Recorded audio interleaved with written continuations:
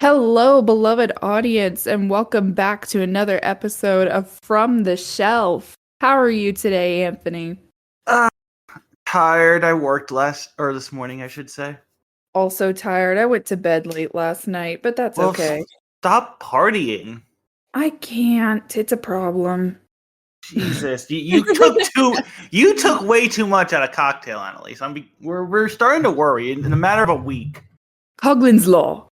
No, Always party.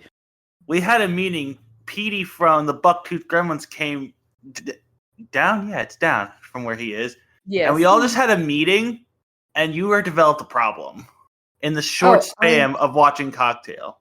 Yeah, in the week that we haven't recorded. I'll tell you what.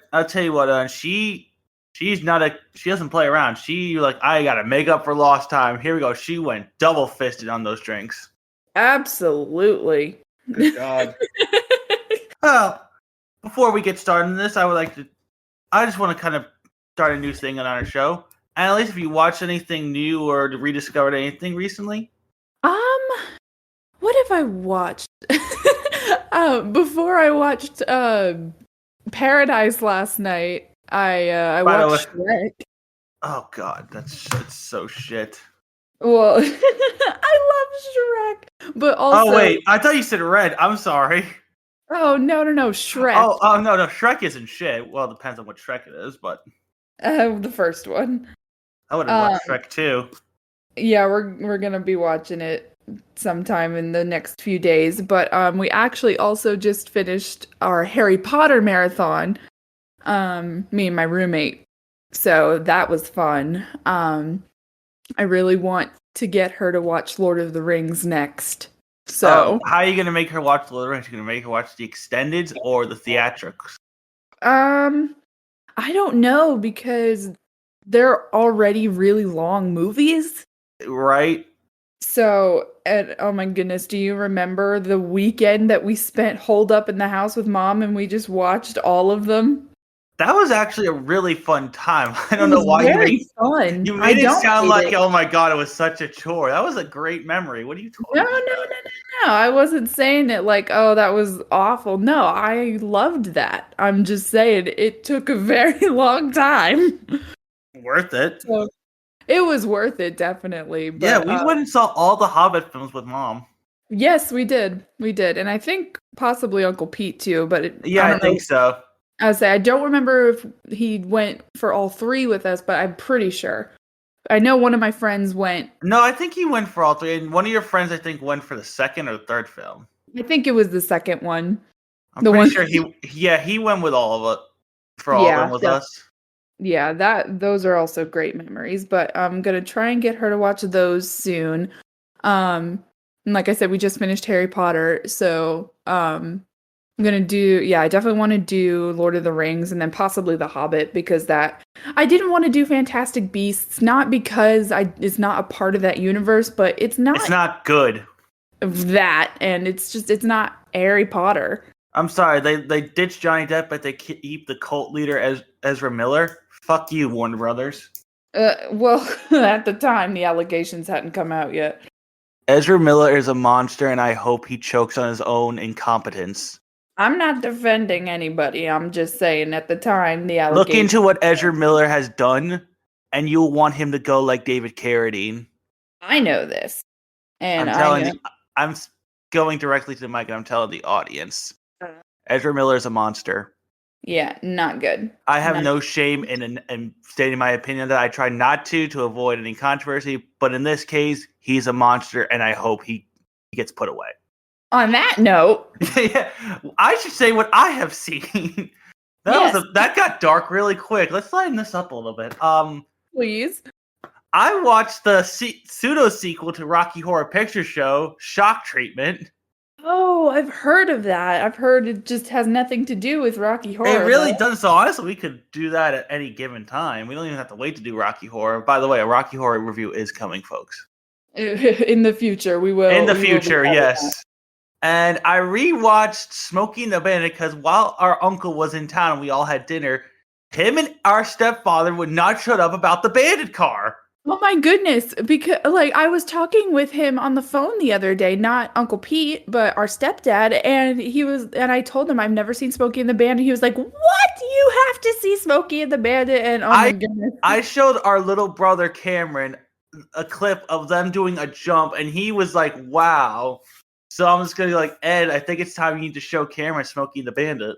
I think he might like it. Cameron? Oh, absolutely, Cameron would probably. From what I've heard. I think he's so young and naive enough he's not going to get the adult jokes, so they're going to go over his head. There's nothing too explicit about Smokey and the Bandit other than the sheriff's dialogue, but again, I don't think he's going to understand it. He's just going to really pay attention to the car chases. Yeah, I think he would really like that. So yeah, so if anything, he'll like that aspect of it. Oh, absolutely. Yeah, I watched that. I rediscovered Smokey and the Bandit. And I also spent the majority of the week watching the film we are going to talk about. And Annalise, what are we talking about? Phantom of the Paradise. Yes! One of my favorite films. Ugh. No joke, this is actually one of my favorite films of all time. Is it actually? Yeah, it is. Ugh. I love this movie. Let's get right into some cast talk. Ugh. We have take it away. We have Paul Williams as our main antagonist, Swan. We have he's kind of the main character. Yeah, because mostly later on in the movie, he kind of Winslow kind of gets shoved aside for Swan. Yeah, our Phantom gets shoved aside for Swan, so yeah. Can we just call Paul Williams the main character? I mean, he's there. He's a selling point of the film. I mean, yeah, he's also the first one that is listed on the cast when I look it up. It's Paul Williams. It's Paul Williams. But yes, so we have Paul Williams as, I guess, our main character, Swan. Then William Finley as Winslow, our Phantom. Jessica Harper as Phoenix. And Phoenix Swan sounds like a Muppet Show sketch. Garrett Graham as Beef. Annalise's favorite character. And then George Mamali, I think is how you pronounce his last name, but George Mamali as Philbin. And you know his name is a reference to something, right? What? His name is Philbin. It's a reference to Mary Philbin, the original Christine from the Lon Chaney Phantom movie. Oh, I did not know that. There's a lot of Phantom Easter eggs out of the films that have been released up to this point. This has an 86% on Rotten Tomatoes. Told you. Ugh, this is not a good movie. This is a great movie. What are you talking about? Ugh. You're just a Weber snob. It's not even that. I just, I don't think I would find this to be a good movie even if I wasn't a Phantom fan. I'm looking at the IMDb of this film. Sorry, I just took a pause for a second. No, you're good. This is funny. Jessica Harper beat out Linda Ronstadt in the role of Phoenix. Really? I'm assuming that's because of Jessica Harper's acting ability and not so much her singing. Because how does anyone beat Linda Ronstadt in singing is beyond me. Linda Ronstadt. What is she known for? And the name sounds very familiar. I can't place a face. She's done a lot. Ask our mother. Yeah, I know she's probably done a lot because I know the name, like I said. Ask our mother or ask her uncle or ask her stepdad. Alrighty, so now that we have cast talk out of the way, let's get right into it. So we start out with this band singing a song called the band called the Juicy Fruits. Yes. I love them. Oh, I am so glad to hear that. I love them. I didn't think that at first I was like, I don't know. I don't know if they're the best singers, but actually the voices really grew on me and I really enjoyed. The songs are really good in this film. I don't care if you don't like the film. You have to admit the songs are excellent. Not all. I wouldn't say I like all of them, but I do We'll get into the ones you don't like and what you do like. Because this was Annalise's first time seeing the film. Right. Mind you, people. So we'll get into that stuff here as we go along.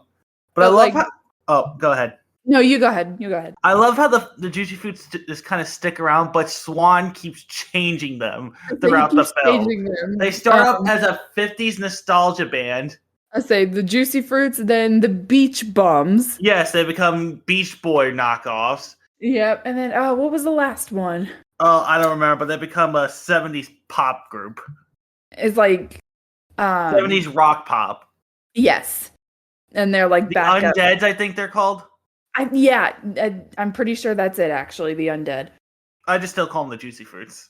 Yeah, honestly, because I mean that's what you're first introduced to them as, and kind of just sticks. Well, they don't even call them the Beach Bums in the film. Like when Winslow's in Sing Sing, you hear already the Juicy Fruits singing Faust.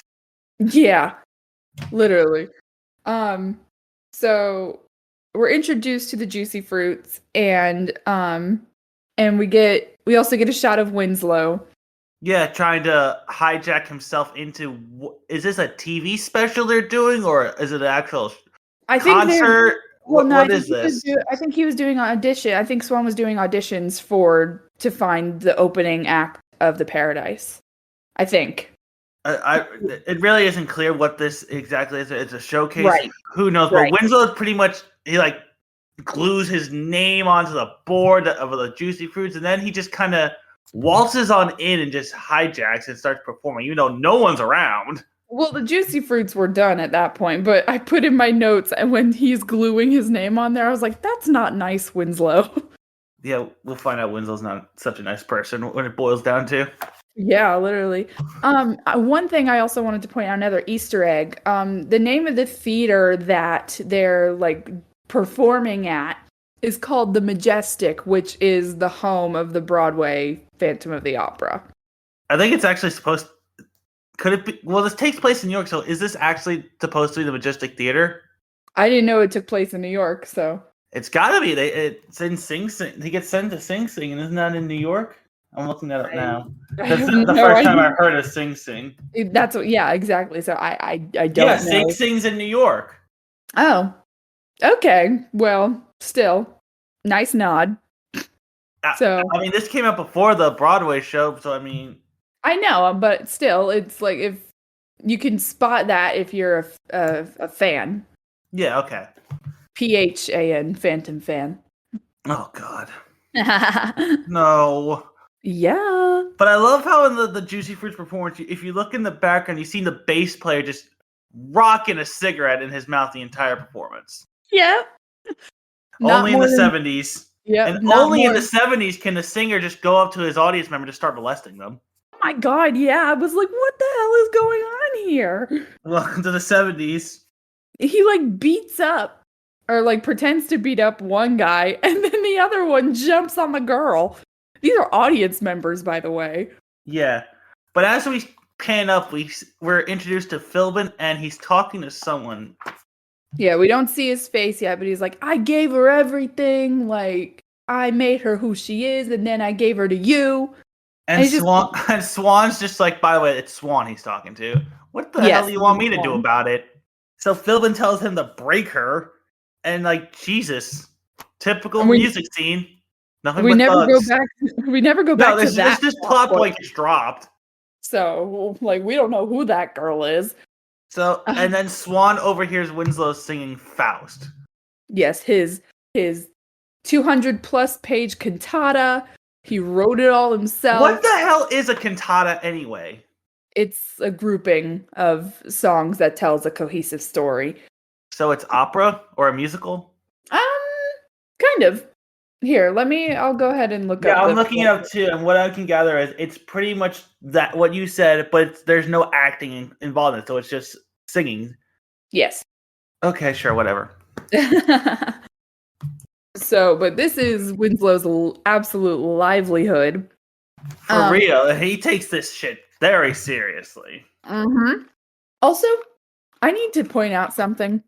Okay. There are so many times that these people just look directly into the camera. Oh, yeah. And it drives me nuts. Oh, especially Phoenix. Oh, my God. That one song. Half that song is just her staring into the camera. It's like, girl, this is not a music video. This is a movie. Act. Ugh. But Swan loves the music. He doesn't love Winslow. And he's But like, he yo, loves his Philbin, music. get me that music. That music. I don't care what you have to do. So, In my notes, wait, hold on one second. In my notes, I put in, I was like, this man is an Elton John wannabe. Very passionate, though. oh God, yeah. Yeah. Honestly, I could see Elton John doing this. That's what I'm saying. Back in the early, even dressing like how he does when he gets the figure, defigured, Yeah. defigured. Yeah. I say, Defigured. yeah, that's the word we're going with, defigured. Mm-hmm. Buy our merch So- that we don't have. The merch the hot that new defigured shirt. Defigured merch that we have never ever made. Yet. Yet. Please follow us so we can start making merch. Pending. Patent pending. Anywho. So Philbin goes in and talks to Winslow, and he's trying to get him. He's like, "We really like your stuff. Like, you got talent." And the Juicy Fruits are gonna love it. oh my God, Winslow goes insane. Why? Why does he hate the Juicy Fruits? I don't know. Winslow's kind of a psycho. Kind of? Oh, he absolutely is a psycho. I say this man is a psycho. He literally Philbin is a bigger man. And Winslow is like a twig. Oh, and you find, but it gets worse. Like when Winslow breaks out of prison, he just goes on a rampage at Swan's records studio Oh my God. or his main office, and those Hell's Angels security guards that Swan hires, they're running away from him. Oh, they're absolutely running away from him. They're terrified. Yes. And early in the film, they're just like, "Oh, we're gonna shove this guy and beat him up." I dropped my notes. But he literally like picks Philbin up and throws him like against the wall, holding him by his collar. Like, dude. And Philbin's like, "Oh crap! This is how I die." Yeah, like he's probably afraid for his life. Absolutely, like, calm down. He literally like, calm down, kid. Blah blah blah. So Winslow gives away. And then Faust, without any lawyer or actually signing a contract. Nothing. Absolutely. Oh, you idiot. You never trust the music business. No, and Philbin's like, yeah, we'll call you back in a month. So nope. Winslow's waiting for like a month, and then he goes to the like records office or whatever it is, and he's asking, he was like, oh, well, they said they were going to call me back in a month. They haven't called yet. And the receptionist like looks in his file, never to be seen. You know, that's a bit harsh. Thing could have been handled a whole lot better. Yes. Especially in the long run. Because I'm like, okay, Swan doesn't like Winslow's singing. And I'm like, why doesn't Swan say, hey, listen, we love the stuff. We don't love your voice, though. So how about this? Right. We take this. We put your name on it, so it's well known that you are the composer, and we give it to someone else. Right, and then he probably could have kept living. For real, they just had this simple conversation. None of this would have happened. None of this would have happened. It's hilarious. How did Swan get this big, this far in the business if he's just this stupid? I really don't. I love the film, but I'm just like, Swan, you could have done this a whole lot better. Right, like this could have gone so many different ways. And you would have lived. So after being thrown out of the records building, Winslow follows Swan home. I love that his home is named Swanhenge. Yeah, and also, like, I didn't even think it was a house. It looked like a business building. It looks like a haunted castle. A little bit, actually, yeah. And Winslow just walks in. I was like, you're just gonna let yourself in? Well, he hops over the wall, and then he just strolls in. Right, he just walks in. And then, there's this line of women, like, waiting to, quote-unquote, audition. Oh, yes. You mean casting couch audition. Yeah. Oh, boy. This could only happen in the 70s. Yeah. And this is where Winslow meets Jessica Harper's character, Phoenix. Yes. And she seems nice enough. It's clear she's really just using Winslow just to make herself better. Oh yeah. I'm sorry. Yeah. I just kind of noticed that when I was taking my notes. I'm like, Oh no, I me don't think too. she actually likes him. I think she's just using because he's telling her he composed it. Yep. And that's what I thought from the beginning. I was like, there's no way this girl like actually likes him. Which is sad, but it's Poor guy. true. This man could not catch a break. And And it's only going to get worse. it's only going to get worse from here. Somehow, so we get to this scene where it's a bunch of women and they're like getting ready for an orgy, basically. It's 100% an orgy. Yes. But somehow Winslow snuck his way in there. Yeah, how the hell did anyone buy that was a woman? I don't know. And it makes it seem like Swan handpicks who's going to be in his quote unquote orgy. Right. So how did Winslow somehow get in there? I don't know, but all I know is Swan has the best entrance line, which I can't repeat it. Yeah, I don't want to repeat can't. it. Let's just say it starts with an F and it's very derogatory. But look at the top. Look at when this film was made, people. Right. This was made in the 70s. Just keep that in mind. Right. And exactly. This is our bad guy saying it, okay? Yeah, this is our villain saying that line. This is a character, not the person behind the character. Okay, audience? We don't want any freakouts. Yeah, we're cool. It's all Gucci here. Exactly. Ugh. And this whole, like, some of these sequences and the way it's edited, this makes me feel like this movie is a fever dream. Well, this movie is pretty much just an 8-ball. Yeah.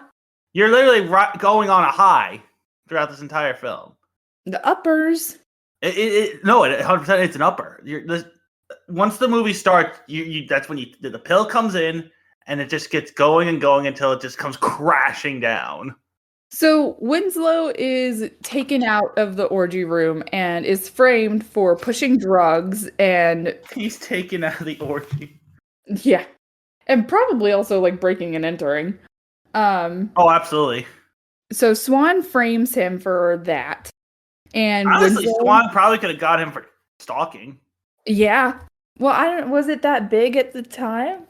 Was that like a big offense at the time? I don't know. I wasn't alive in the 70s. I wasn't like asking you to ask you. I'm just saying in general. But apparently you can have Harvey Weinstein casting auditions. I guess. So anything goes in the music business. So we get the sequence where Winslow is thrown into Sing Sing. Swan stole my music and framed me! Listen, I don't know why Winslow's so upset about going to Sing Sing. He can compose Prisoners of Love with Bialystok and Bloom. What? It's the ending to the producers. They get sent to Sing Sing and they make a musical about it. Oh. So I don't know what Winslow's complaining about. But this entire time, you just feel so awful for Winslow. Like, this was his entire livelihood. He just wanted, like, a chance. And again, never sign anything without a lawyer. He didn't even sign anything yet. Yeah, dumbass. But you feel so bad for this guy.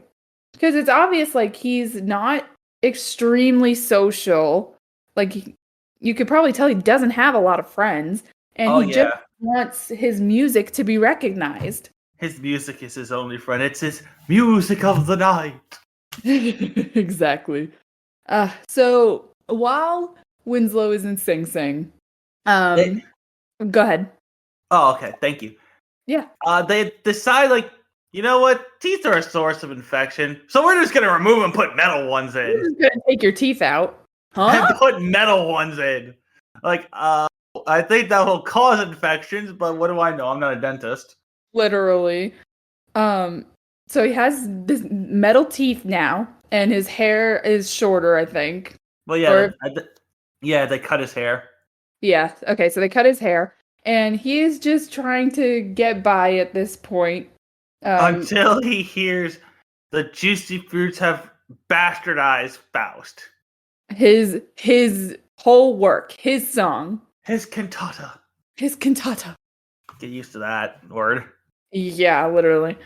And So he goes on a rampage. I'd say he goes on a Easiest- rampage. He just snaps. Easiest jailbreak ever. Literally. Oh my god. Like he gets out so easily. Like when the package he was in, when that goes in the truck, does that truck is like, all right, gotta go. Gotta go. This seems pretty heavy for just a package. Yeah, maybe you should check it if there's a person in there. Gotta go. Gotta go. I also sorry. Actually, I think what I was about to say is a little bit later, but he literally goes on a rampage. On a rampage. He goes running to Death Records. And he goes to like the record press to destroy records. By the way, where the hell does he keep getting this dynamite? Right. Oh my god, he just has like unlimited access. Where does he get this stuff? Where are you getting this? It's just a bad day for this man. I mean, he gets shot in the stomach, he gets his half his face blown, and he goes tumbling into the Hudson River. Yep. No man can survive the Hudson. Somehow gets out. And it just becomes the opening to Halloween. Yeah. Well, that's what I was going to say. I was like, I really liked that kind of first person use of the camera work. Actually, this was released in 1974. When did Halloween come out? I'm not sure. Look it up. But keep going. Yeah. But I don't know. For some reason, I really liked that, and it is very like Halloween-esque. And this is where Winslow like finds his new wardrobe and his mask, and he becomes the Phantom. What? Halloween was released 4 years later, 1978. So this predated Halloween, folks. This predated Halloween. So I guess Halloween is a Paradise-esque. Swan's gonna sue someone. But now comes the best scene in the film. Oh, no. What? Are you talking about Phoenix's song? No, this is the part where the Juicy Fruits sing Faust and he plants the bomb in the car. Oh, yes. I'm split screen. Jeez. Yes, I'm sorry. The song is awesome. You got girls in bikinis. You got blatant sexism. You got a bomb ready to tick off that's ticking in the tone of the song. You got the only time it makes Paul Williams look intimidating. I mean, what more can you want in a scene? Yeah, I mean, I also, like, this is Winslow's first appearance as a Phantom. It's pretty cool, honestly. The costume is cool. I could do with a different mask. They got a bird theme going on here. Yeah. The mask is a bit bulky. It just looks like a motorcycle helmet. Yeah, honestly. But other than that, it's a pretty cool scene. So the car goes boom, but it completely misses the Juicy Fruits, or at least to take them out. Somehow, they were right on top of it. For real. There's oh my goodness, excuse me. They just come out with like a bunch of scars and whatnot. Right. And I mean, like, not that I would want them to die because I like the Juicy Fruits, but there's no, like, I don't understand how they didn't die. Oh, well. Those girls definitely did. No, they see them all running away from it. Oh. But I love how one of the members of the band is like freaking out, like there's something weird about this theater, because this is a rehearsal for the Paradise. Yes. We're now in the Paradise, as we're going to be the rest of the film. Yes. And he's like, this place is freaking me out. So the only answer to anything in this film is to pop pills. Yep. Like, they shove pills down these people's throats like it's cotton candy. Literally. And one of the singers of the Juicy Fruits goes to Philbin, and I couldn't hear, but I don't know what they were talking about, but Philbin literally shoves pills down his throat. Well, they're talking about how the guy's like freaking out because there's just some bad vibes going down in the Paradise. He just wants to leave. Oh, okay. Yeah, I couldn't hear, for some reason, like I couldn't hear their conversation. Yeah. Sorry, I lost my place for a second. No, and we just cut back to Paul Williams going in and watching over the footage because he has cameras everywhere. Literally everywhere. Everywhere. We'll find out why. Yeah, we'll find out why. But Winslow, like, So Swan goes. He has this like little secret place that he goes into Yep. in the paradise, and since Winslow is lurking around now, he knows where it is. Yeah, he knows where it is. He knows where it is, and he threatens Swan when he comes back out of it. But Swan is so smooth and in control. He's just like, okay, what's up? Hey, what's up? Well, because he knows he can't die. He So absolutely knows he can't die. No one else knows that, but he does. So Right. he just like takes control of the whole situation. Yeah, like he's not in the least bit scared because he know that Winslow can't hurt him. The only time Swan's actually good at business in this film. He's like, listen, I'll give you control on who sings a song or the cantata, whatever. Yeah, I'll give you your voice back. Right, we can work together. That way we both get what we want. Yes. Trust me. Yeah, right. Yeah, literally. So the next day they're holding auditions for a singer. And Annalise's probably least favorite song. This song is stupid. But Phoenix is there. And I love Jessica Harper in this, and I love her in a lot of stuff she does that I've seen. I don't like her singing that much. No. She's definitely the weakest singer. Yeah, I would probably say so. And oh my god, her dancing is terrible. Oh, that's the worst part. It's the worst. Please, Phoenix, exit the scene with some grace. Ugh, no. But as they're holding auditions, Swan is taking into account Winslow's like choices and stuff, because if somebody he doesn't like starts singing, he'll say to Swan like no, or he'll give him a tap on the arm or something like that. And then once Phoenix shows up, he's like, whoa, whoa, whoa. Like, this is it. This is her. It's her. It's her. It's Nicole. It's Nicole. Ugh, inside joke. But yeah, so he decides he's gonna cast Phoenix. So we cut to an actual recording studio, and he's trying to fix Winslow's voice, but he's making his singing voice sound like Paul Williams because it's Swan. He's an egomaniac. Oh, okay. That I didn't fully understand. So I thought that was Winslow's voice. No, that's Paul Williams. Gotcha. Okay. That makes a little more sense because that's why Faust sounds a lot better. But I prefer Paul Williams' rendition of Faust. Oh no, I do too. Oh, you actually listen to it? Well, it's in the movie, is it not? Yeah, just for a little bit, but listen to the whole song when you get a chance. Yeah, I will. And that it actually makes more sense that it's Paul Williams, but I had put in my notes. Excuse me. I put in my notes. I was like, if his singing voice sounds normal again, why does his talking voice sound like that? That's Swan's doing. Yes. So and plus, there's more electronics into the console. Yes. So, but that makes more sense now. Because I guess I don't know why. I guess for some reason that I thought that was Winslow's voice. Anyway, so Swan and Winslow go into business together, and this time Winslow actually signs a contract. But he still doesn't read it. He doesn't even read the whole thing. He barely reads one page. Barely reads one page. Skips ahead. What does this one mean? What does that one mean? Oh, that's a transportation clause, of course. Like, can you please read your damn contract, Winslow? God, the music industry is such shit. Gosh. Like, ugh. So, but he doesn't question how he signs it. Signs it in blood, mind you, folks. Yes, like no question of it. Like, oh, blood? Okay, I guess. Like, no, Winslow, please. Yeah, that's not shady. Like, please, you're smart, I think. So then we cut to Winslow rewriting it for Phoenix, and we get another really great song. Which song was that?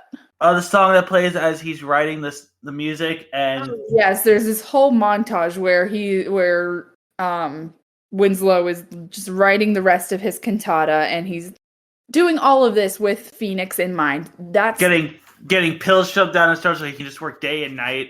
Breakfast. Yeah. Pick me up.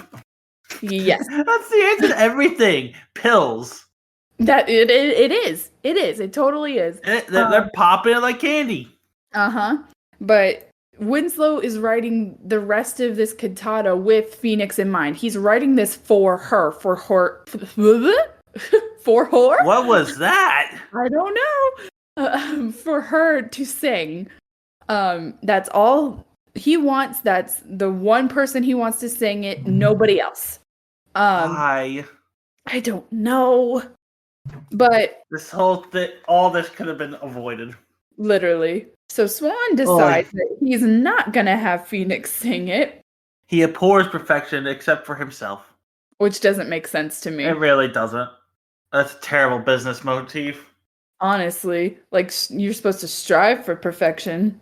He But- cast Rocky from Rocky Horror. Oh my god, literally, no, I put that in my notes. But he looks for other people to sing, and he gets the most gaudy, like, person that he can find to sing it. Just to piss Winslow off. Yeah, literally, he even says there's something he would like. Like, what are you doing, man? Like, there's no reason for him to be acting like this, honestly. There really isn't. Like, it's like, dude, like, why are you self-sabotaging? He is. He's totally self-sabotaging. Winslow hasn't done anything to him that wasn't You right. have this guy that you say is a brilliant writer. Why would you not try to make him happy? Right. Like, why screw him over? Why screw himself without screwing yourself over?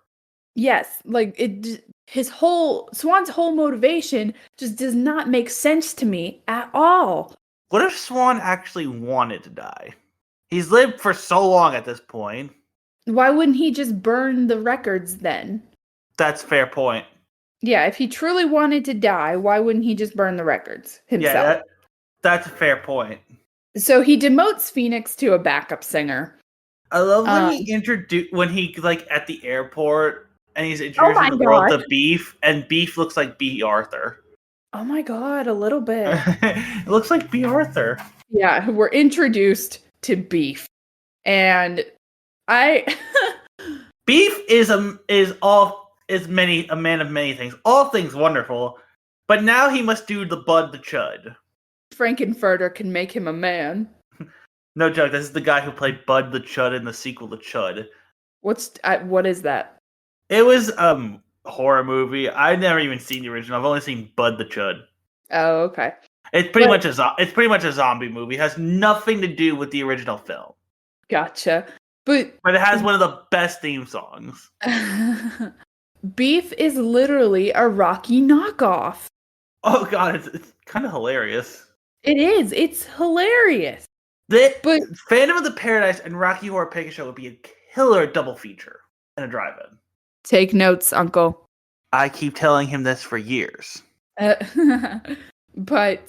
at that point, I was so confused by who Beef was in my notes. I was like, Beef? What in the fuck? Like, what is this? That's all you can say. Like, what the fuck is this? Literally. And then you expect him to have this, like, deep voice or something. No. Nope. Cincinnati to see my mother. Cincinnati to see my mother. This is Annalise's favorite character. Oh, I love him. He has the most prissy voice, and clearly this man is gay. But it sounds like steam escaping. But he holds his S's, like, just everything. The man flaunts it. He knows what he's about, and he is proud of it. So you know what? God bless you, Beef. Love Bravo, you, Beef. sir. Love you. Bravo. Bravo. Oh, his fashion is hilarious. Yeah, that. I love the deer antler belt he wears. Yes, what is that? I don't. It's so great. Oh my goodness. So this entire time, Swan is taking Winslow's music, and Winslow's just holed up in this secret, like, back room. No outside interference, no contact apart from Swan, like. And the pills. Don't forget the pills. And the pills. The pills make him see people. Well, yeah, look at the Monto song. He's seeing Phoenix. Seeing Phoenix. Oh my god. I keep telling you, this movie's a drug trip. It is. It truly is. But so after Winslow finishes his cantata, Swan takes the last sheets of it and then bricks up and concretes this room so he can't get out. Why? It makes no sense. Swan is a terrible businessman. It makes no sense to me whatsoever. Why wouldn't you utilize your brilliant auteur? Exactly. Utilize the talent that you have, especially if you want to have good business. And like I don't understand. I think So Swan's dipping into the pills. Yeah, probably breakfast. So it's finally the opening of the paradise. And this is where Beef has his like antler belt. Winslow has escaped Yes, out of pure fury. Breaking through brick. Brick, cement, and tinfoil, what it looks like. Yeah, from what it looks like. But this has to be one of the strongest men because literally how? How? I don't understand. I don't know. There's so many things about this movie I don't understand, so I'm sorry if I keep saying that a lot. You just gotta go with it. And now we're on to one of the best songs in the film, sung by the Juicy Fruits. Well, no, not quite yet. I want to say something else about that first. So Beef is kind of freaked out. And before this incident, he's kind of freaked out. He's like, "I knew I shouldn't be singing a dead man's music." Oh, I knew I should have screwed with a dead man's music. Yes, exactly. Listen, Philbin, there really is a phantom. Yes. And there's your trailer shot. Uh-huh. That's the end of the trailer right there. There really is a phantom. And again, solution to everything, pop some pills. And listen to what I put in my notes. So a little bit later, Beef takes a few bumps of cocaine, and in my notes I said, "Yep, take a few bumps. It'll make this movie better." Oh no. That's me. So but that was actually very good. Yes. So let's talk about the performance. Yes, but first Beef is getting ready to perform and he goes in the shower. He's just trying to like calm down and he gets threatened by Winslow. Doing his best tribute of Psycho. Literally. He's holding a knife while he's in the shower. He says to Beef, "Never sing my music again. It's only meant for Phoenix. Anyone who tries dies." Priorities. Literally, priorities. So Beef is like, "Hell no, I'm out of here." Winslow's just fucking horny for this girl. That's all this is. I guess. I mean, if you want to chalk it up to just that. But Beef is like, "Hell no, like I'm not risking my life." Literally. But Philbin stops him. Beef is the only character with a brain, surprisingly. Literally. "Where are you going?" "Visiting my mother." Or Cincinnati. Cincinnati to visit my mother. The only character with sense in this film. Like, yeah, this shit be whack. I'm out. Yeah. Like he's the only one who is like, "Nope, not worth it." This ain't worth shit. Yeah, but Philbin kind of threatens him to stay. This poor guy, poor Beef, getting threatened twice.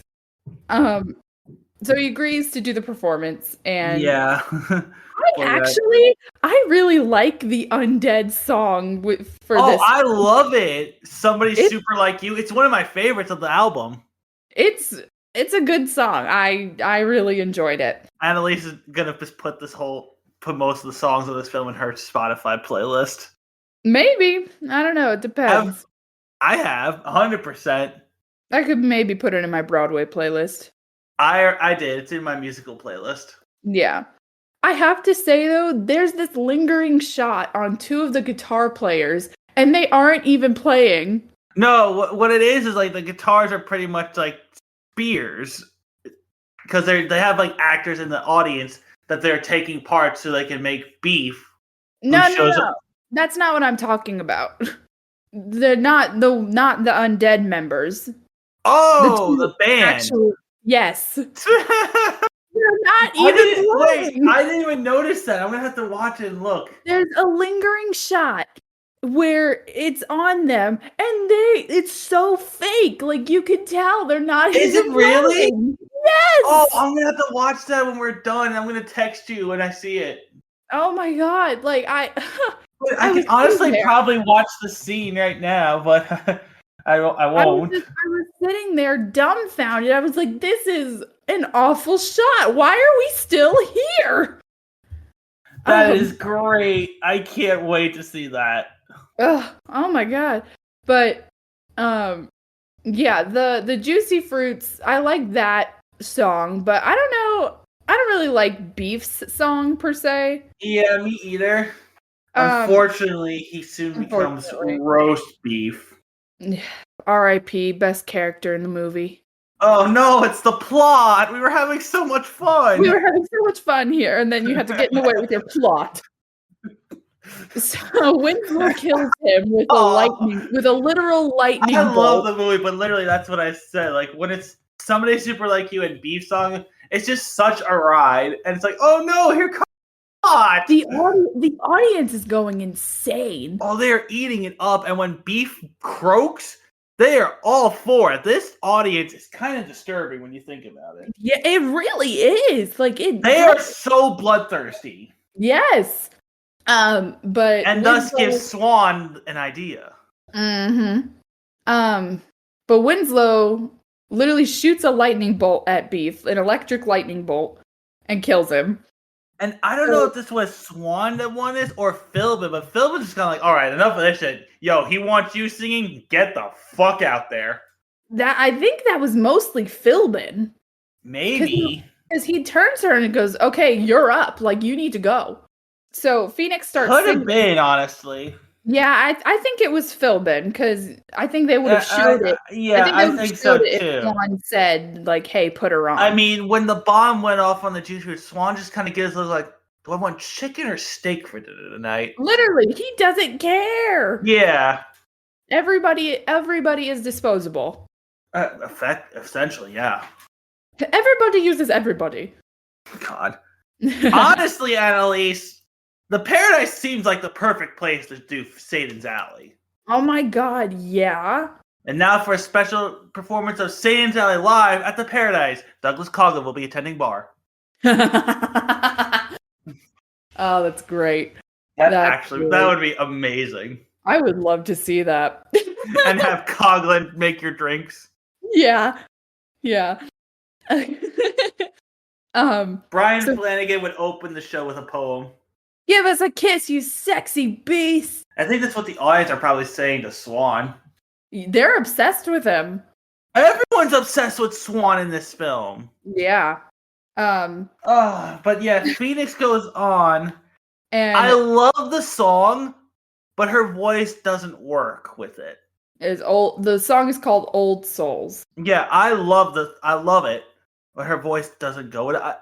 It's better than her last song, however, but still, like, she has that deep voice that I don't know really in my taste personally.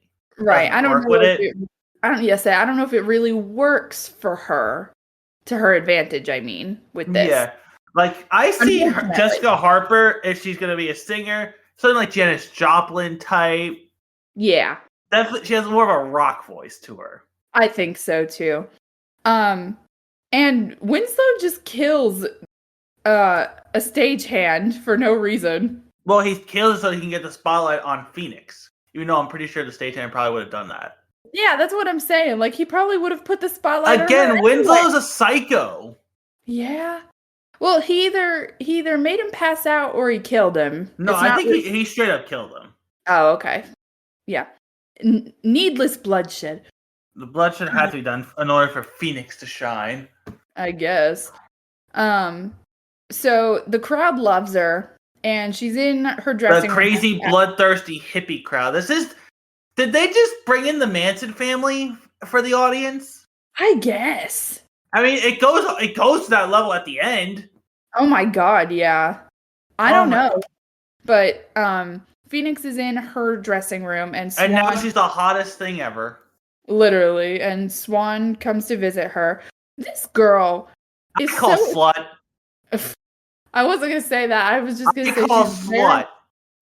she's very, very shallow. I call slut. She's now gonna sleep her way to the top. Yeah, that's what it seems like. Well, okay, here's the thing. It doesn't come off like Swan's trying to get with her at first. Then she's just like, is that all? Like, oh, you fucking devious bitch. You little slut bag. I call slut. I'm sorry. No, I mean that's the way it's framed. So Yeah, and she's just like, honestly, and Swan's like, okay, I guess we're doing this now. Fuck yeah, it. I guess. I'm Swan, bitch. I say he literally doesn't care. Like, sure, whatever. So before she gets out to Swan's car, Winslow brings her up to the roof and is trying to warn her, like, don't get involved with this guy. He'll destroy you. Like he did me, and she's like, nope, not buying it. Not buying it. Who are you? I'm Winslow. I don't believe you. No, you're not. I don't believe it. I mean, he clearly shows her his face. Yeah, so like she could see that it is Winslow. I can't tell it's you under that eye makeup. Oh my god, yeah. It's like the Batman effect. Literally. Bruce Wayne doesn't wear eyeshadow. So Phoenix gets away from him And they go to Swanhenge.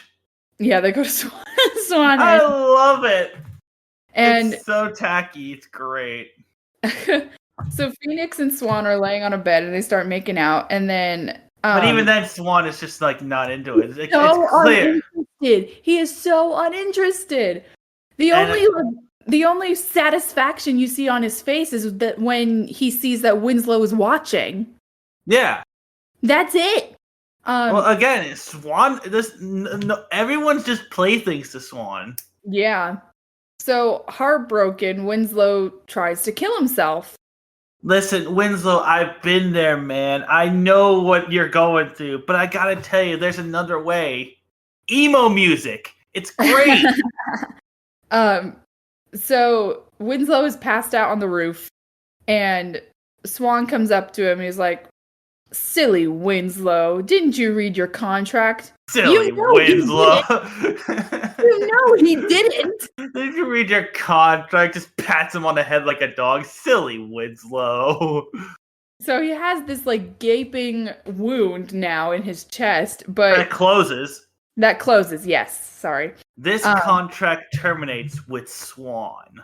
Yes. So Winslow tries to kill Swan, and he's like, bitch, I'm under contract too.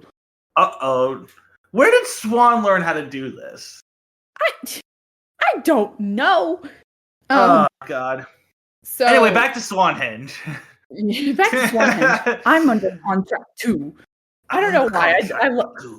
I don't know why I love that line. And we find out why, well, throughout the film, Swan's watching events of the film turn on. You hear Swan's voice. It's just like distorted.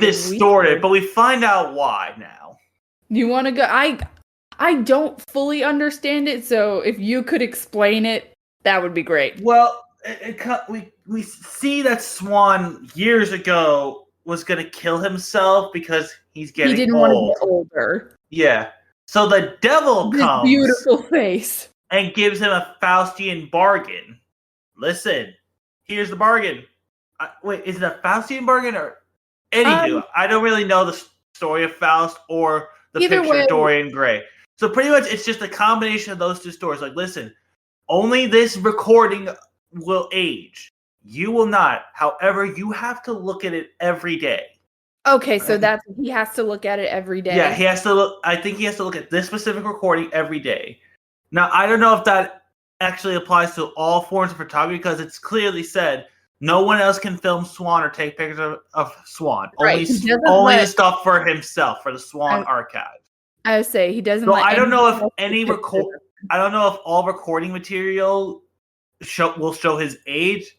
I'm assuming that's why because Swan will also look at other footage, and that's why he has cameras everywhere. Yeah, he has So I'm cameras assuming any everywhere. form of film of Swan will show his true age.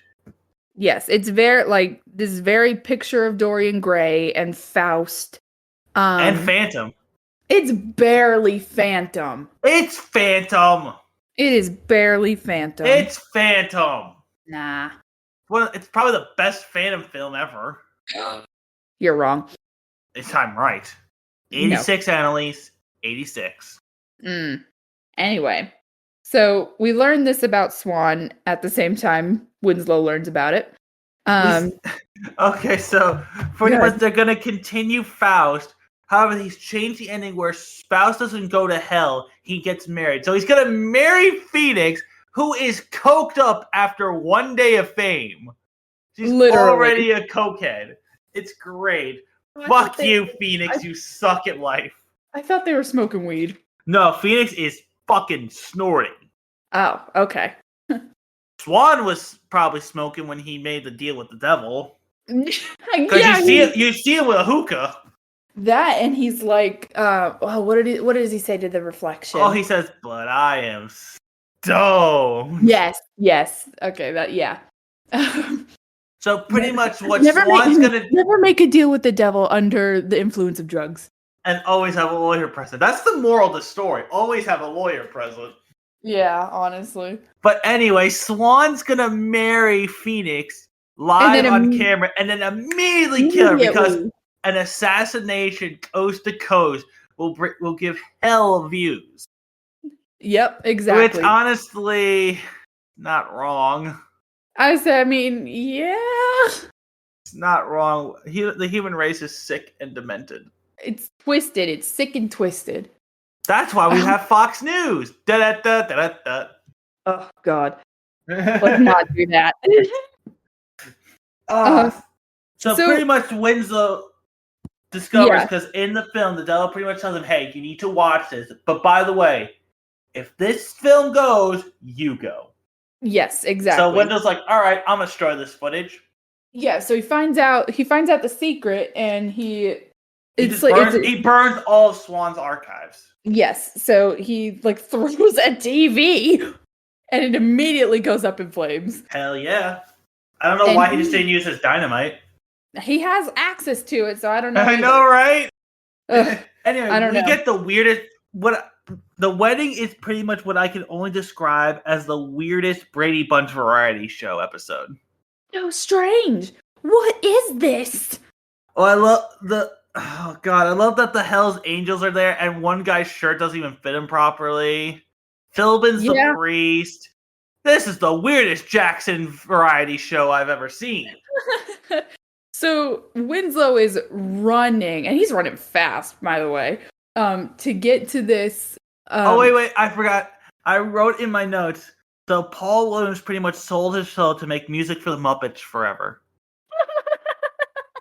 I wish. Oh, that would be amazing. I wish that he actually did that. Oh my God. I mean, Paul, funny. I follow you on Twitter. Not too late. Come on, Paul. Anyway, this is the weirdest concert, wedding. I don't even know what this Broadway show has gone off the rails, and I've seen Satan's Alley. But so Winslow's running, trying to save Phoenix from this sharpshooter. It's become this is where the high comes down because everyone's all frantic and whatnot. Oh my God! There's audience members going onto the stage. Oh, it's a trip. This shit is fucking insane. It's literally insane. He fucking Tarzan's down and takes Swan's mask, and Swan looks like a pepperoni pizza. He looks like Pizza the Hut. He does. Oh my God! So then Swan and Winslow stops the sniper, and it kills Philbin. So Swan starts choking Phoenix out for some reason, and the audience thinks this is all part of the show, and they're getting into it. It's just a weird scene. This shit is just crazy. Winslow takes one of the dancers' bird mask and starts stabbing Swan. Which, I mean, now he's vulnerable because all of the recordings have been burned. The audience picks up Swan as he's dying. They don't even bother trying to help him. They don't think it's part of the show. Winslow's wound opens and is bleeding out, and they are still thinking this is part of the show and go along with it. Oh, They literally paint themselves in fucking Winslow's blood. yeah. Can we talk about Phoenix's entrance, though? Because she's doing the same dance that she did at the audition. Oh, she's doing that hand shuffling and kind of skipping. And, like, turning, like... Yeah. Ugh, Phoenix, it's awful. Honey, You can't dance. You can't dance. Pack it up. Stop trying. But our dear Swan dies. Good night, sweet prince. And may flights of Muppets send thee to thy rest. Oh my god. And the whole time that they're holding Swan up, Winslow is just like crawling towards Phoenix. Well, and then half of them are crawling with him and just like painting themselves in his blood. Like, well, the one blonde extra is just like staring at Winslow. Well, yeah, it just kind of goes to show human nature. We crave violence. It's so weird. And we just eat it up. And then, so Winslow dies, and Phoenix finally is like, Winslow! What have I become? Like, girl. Don't feel bad for Phoenix. No. And that was Phantom of the Paradise. This movie is not good. What? How could you not get into it? You know, and I'll just jump into my final thoughts straight away. This movie, there are parts that I do like and I do enjoy, especially with like the juicy fruits and Swan. Like there are good parts, but I feel like as a movie, like as a whole, this movie just doesn't work for me. Especially if you're trying to be a Phantom movie. This is an amalgamation of Phantom of the Opera, The Picture of Dorian Gray, Hunchback of Notre Dame, for I don't know how, that's just what it says, and Faust. And obviously there are much more elements of some of these than others. And I feel like they're trying to just maybe cram too much. Where the hell do you get Hunchback in? I don't know. Maybe when he's locked up? Like, in the room? Finishing his cantata? I don't know. I don't know. Maybe the design of how Winslow looks? Possibly. I really don't know. It's just, like, I could see the other elements, just not that one. And I feel it would have worked much better as just a Picture of Dorian Gray, Faust type of thing. Because Phantom primarily is a love/obsession story. The whole reason that the Phantom goes after Christine and wreaks havoc on the opera house is because he is in love with Christine and he wants her to be his muse, essentially. Which, yes, that does play a little bit of a part in Paradise, but it's not the overarching story. This story that they're presenting here is one. It's better. And that's your opinion, but don't present it as something that is Phantom, because in my opinion, I don't think it is. But like I said, there are some good parts. There are some really good parts in this movie. Like I said, I love Paul Williams as Swan. He's great. And some of the music is really good and that I do enjoy. Love Beef. And Where's the beef? Where's the beef? And the juicy fruits. They're like, those are what made, like, all these characters and the music is what made this semi-enjoyable for me. I was able to get through this movie. Wow. But is it my favorite? No. And that's okay. And what about you, Anthony? This is one of my favorite films, and I am deeply upset, but I am glad you like the music at least. I will take that victory. and that you love Paul Williams and be fan of Juicy Fruit. So I will take the victories I get in this. This film is a ride. It is so much fun. It is campy. It is dark. It is twisted. It is fucking brutal. The music is fantastic. Paul Williams is this is the best stuff he's ever done. I'm a huge fan of Paul Williams. I love his acting. I love the set design. I love everything about this film. It is one of my favorite films of all time. The set design is pretty cool, I will admit. Yeah, it shouldn't work. It shouldn't work. It should not be 70s music industry foul picture during Grand Phantom just put into a blend. By all accounts, this film should not have worked, but I think just the brilliance of Brian De Palma made it work. I think everyone kind of knew what this was. Like, this is camp. It's majorly camp. Absolutely. Again, this is probably my favorite version of Phantom because that whole story has a lot of problems. Oh yeah, definitely. But which we will get to in the future. So, what else can I say about it? Like, I do know for a fact they have been trying to get this made into a musical. Really? And I have actually come up with some ideas of how you could do it. You would definitely have to change some stuff around. Like, I would make Winslow just a player that played for the Juicy Fruits and got the short end of the stab instead of him just breaking into something, and that's why he has a hatred for the Juicy Fruits. Yeah, that would make more of a narrative sense. Definitely. Yeah, and like, I don't know, they're doing a show, and that's when he starts he's practicing his cantata Faust, and that's how Swan hears it, instead of him just kind of just hijacking whatever that was in the opening. I would have made it more clear that's a TV opening. I probably would twist some stuff around, add some more songs just to make it for a musical audience. Yeah. I don't think I would really change anything with Swan. No, I love him. Yeah. A lot of stuff would stay the same. I try to make Phoenix a better character. Please, God. I'm still working on it, but Paul Williams, hit me up. We'll discuss how do we do this. Yeah. Swan has also cast me as Winslow. Swan still has to be Paul Williams. I don't know. He definitely has to do the music for it. Oh yeah. But since Phantom is closing in a couple months, we could do this, Paul. I mean, hit me up on Twitter. Come on, Paul. Hit me up. Let's go. I'm ready. But with that being said, Annalise, I believe this week is your choice to pick the film we are going to endure. I'm kind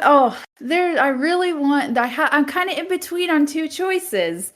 Well, you gotta pick. I mean, we can definitely what is up with my pronunciation? Definitely a new shirt, ladies and gentlemen, because that's what this is all really been about. Merchandising. Definitely, and whatever the first one was. I don't know if you've ever seen this movie. You probably won't like it. What I am picking for next week, Sandra Bullock's Miss Congeniality. Fuck you! No! No! Yes. No! Yes. No! No! Yes. Why must you make me endure a Sandra Bullock film? But we get to see Michael Caine again. No. Michael Caine. But Sandra Bullock. I love Sandra Bullock. Yeah, but this is the era of Sandra Bullock where she's just releasing crap rom-com bullshit. Oh, that's not true.